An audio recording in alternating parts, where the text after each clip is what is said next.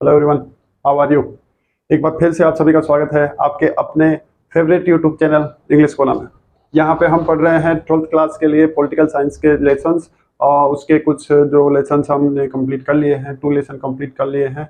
तीसरा lesson US hegemony in world politics, विश्व राजनीति में अमेरिकन या यूनाइटेड स्टेट्स का जो वर्चस्व है, वो जो दबदबा है या फिर जो नायकत्व है, वो उसके बारे में हम one by one step by step एक एक का जो पॉइंट है उसको क्लियर कर रहे हैं, उसको अंडरस्टैंड कर रहे हैं, उसको एक्सप्लेन कर रहे हैं और ये जान रहे हैं या कोशिश कर रहे हैं जानने की या अंडरस्टैंड करने की कि किस तरह से यदि इस लेसन में से हमें क्वेश्चन पूछा जाएगा तो उसका एक परफेक्ट और अंडरस्टैंडिंग आंसर जो है वो हम किस तरह से लिख पाएंगे। तो आई होप पीछे के जितने भी वीडियो हैं वो आप देख चुके होंगे। वीडियो जब तक आप कंप्लीट नहीं करेंगे, उसको पूरा नहीं देखेंगे, तब तक आपको जो अंडरस्टैंडिंग की प्रॉब्लम है वो बनी रहेगी।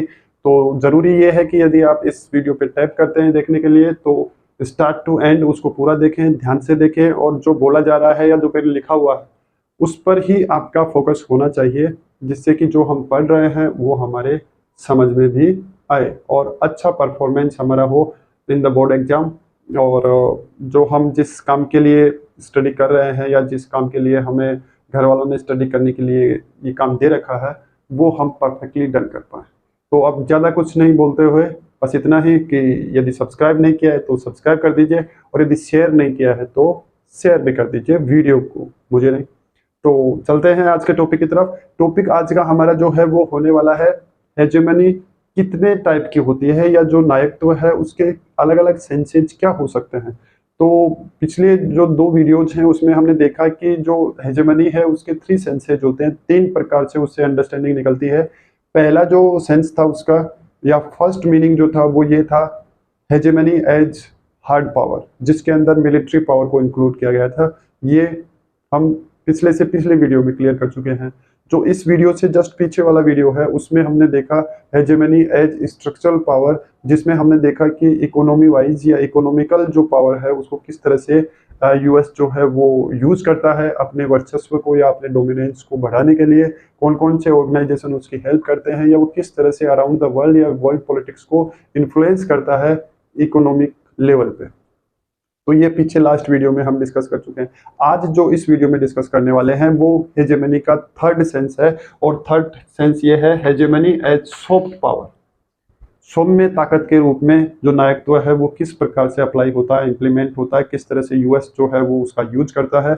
और जहाँ हार्ड पावर मिलिट्री को इंडिकेट करती है या मिलिट्री पावर को इंडिकेट करती है, स्ट्रक्चरल पावर जो है वो संरचनात्मक शक्ति जो है वो इकोनॉमी को रिप्रेजेंट करती है, सॉफ्ट पावर जो है वो आइडियोलॉजी और कल्चर को रिप्रेजेंट करती है। जो कल्चरल रिलेशनशिप है या फिर जो आइडियोलॉजिकल रिलेशनशिप है उसको एक्सप्रेस किया जाता है सॉफ्ट पावर के रूप में। तो यूएस जो है वो अपनी आइडियोलॉजी को या कल्चर को किस प्रकार से डोमिनेंस के लिए यूज करता है उसके बारे में पढ़ेंगे आज के वीडियो में। तो रेडी, स्टार्ट। थर्ड डायमेंशन होता है आयाम या उसको आप कह सकते हैं एस्पेक्ट, पक्ष।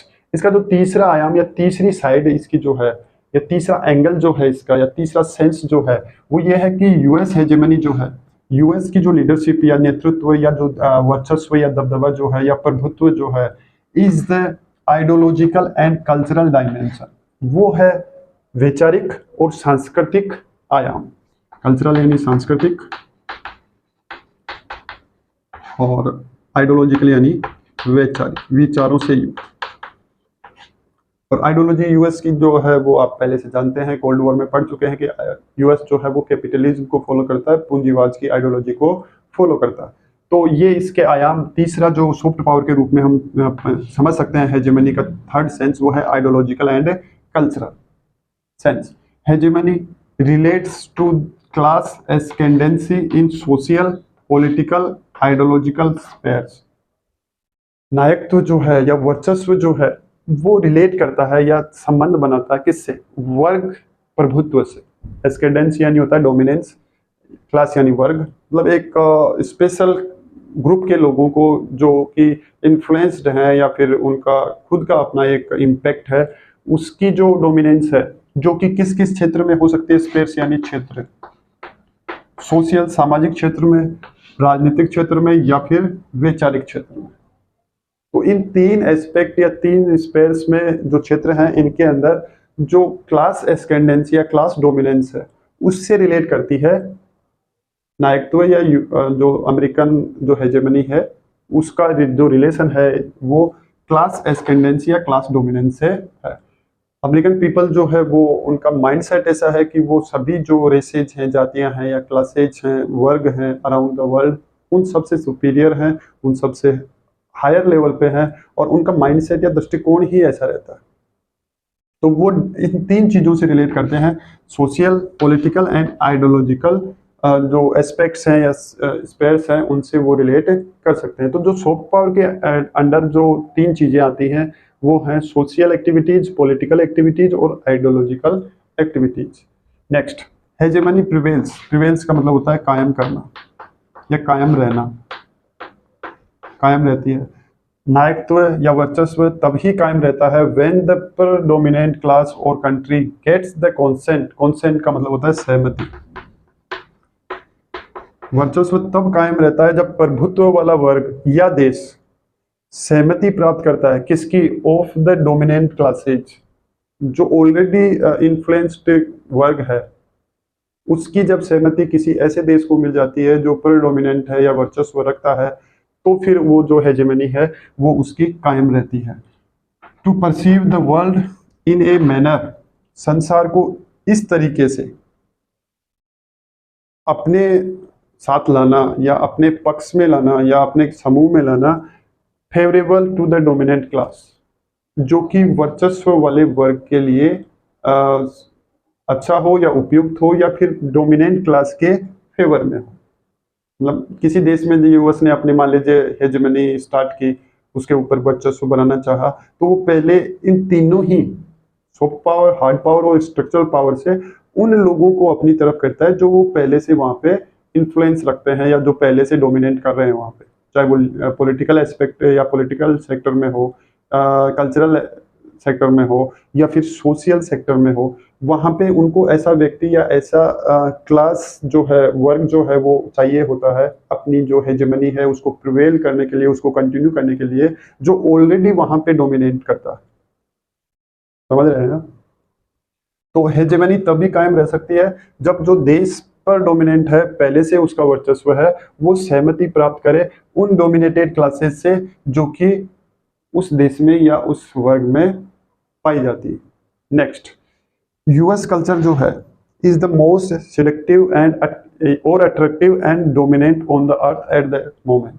इस समय पृथ्वी पर यूएस संस्कृति या अमेरिकन जो कल्चर है या संस्कृति है अमेरिका की, वो सबसे ज्यादा आकर्षक, अट्रैक्टिव है और वर्चस्व वाली है इस समय, क्योंकि उनका लाइफ स्टाइल ऐसा है, उनकी कल्चरल एक्टिविटीज ऐसी हैं कि कोई भी जो अभी अभी न्यूली फ्रीडम गेन किया हुआ कंट्री है या न्यूली गेन किए हुए फ्रीडम गेन किए हुए कोई भी जो पीपल हैं, सिटीजन्स हैं, लोग हैं या फिर कोई क्लास है, तो वो नेचुरली अट्रैक्ट हो जाते हैं उनकी कल्चर के लिए, टुवर्ड्स देयर कल्चर, उनकी संस्कृति के तरफ वो नेचुरली स्वाभाविक रूप से उनकी तरफ वो अट्रैक्ट हो जाते हैं।